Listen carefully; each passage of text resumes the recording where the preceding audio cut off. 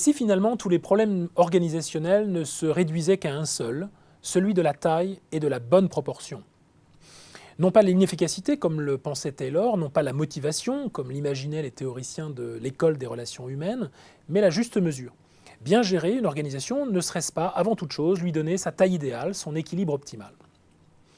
Ce point est essentiel chez un théoricien oublié, Léopold Kohr, tel que nous le raconte dans son ouvrage « Une question de taille », Olivier Rey. Pour Kohr, en effet, il semble qu'il n'y ait qu'une seule cause derrière toutes les formes de misère sociale, la taille excessive. La taille excessive apparaît comme le seul et unique problème imprégnant toute création. Partout où quelque chose ne va pas, quelque chose est trop gros. Cette proposition semble ramener de façon un peu rapide tous les problèmes de la vie sociale à des questions de proportion. Or, il faut constater qu'à l'époque des Grecs anciens, comme on le voit dans le Philèbe, un dialogue socratique, le premier bien à considérer en toute chose est celui de la mesure, le métron. Et c'est à partir de ce critère que l'on peut s'accorder ensuite sur toute autre chose, la vérité des sciences, la beauté, les plaisirs, etc. Tout cela est mis sous condition de bonne proportion. Non pas la mesure quantitative à partir de laquelle nous raisonnons de plus en plus aujourd'hui dans les entreprises, mais plutôt grâce à la juste mesure qui décrit une aptitude à bien doser, à trouver l'équilibre convenable, à faire preuve aussi d'un sens de l'opportunité, le bien connu kairos. Pour mieux comprendre la nuance, Olivier Rey évoque l'ancien palais que Ceausescu s'était fait construire à Bucarest et dont on pouvait dire qu'il était parfaitement symétrique. Mais cette définition-là de l'équilibre, l'invariance d'un objet à travers certaines transformations mathématiques, comme l'explique l'auteur, qui est philosophe autant que mathématicien lui-même, est l'exact contraire de l'équilibre au sens des Grecs qui recherchaient d'abord la grâce et la concordance entre les parties.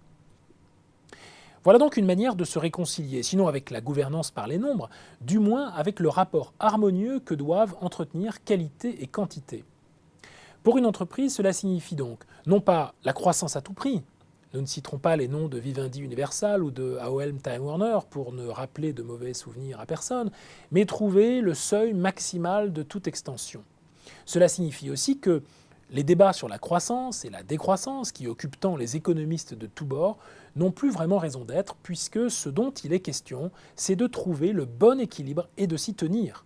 De croître lorsque la société le doit pour trouver son équilibre, de décroître lorsque son développement lui fait rencontrer plus de problèmes que l'augmentation disproportionnée des moyens nécessaires dont elle doit se doter pour les résoudre. Derrière tout cela, il y a une obsession que partageaient les Grecs et que de nombreux travaux académiques sur les fusions-acquisitions notamment ont mis en évidence, c'est l'hubris des dirigeants, l'incapacité dans laquelle ils sont parfois de conduire les affaires humaines sans mesure. Cette critique du gigantisme et de l'illimité a le mérite de nous ramener sur Terre sans totalement nous faire sortir de la mondialisation. Elle montre aussi qu'en matière de management d'entreprise, le mot de symétrie a sans doute plus d'importance encore que celui de synergie.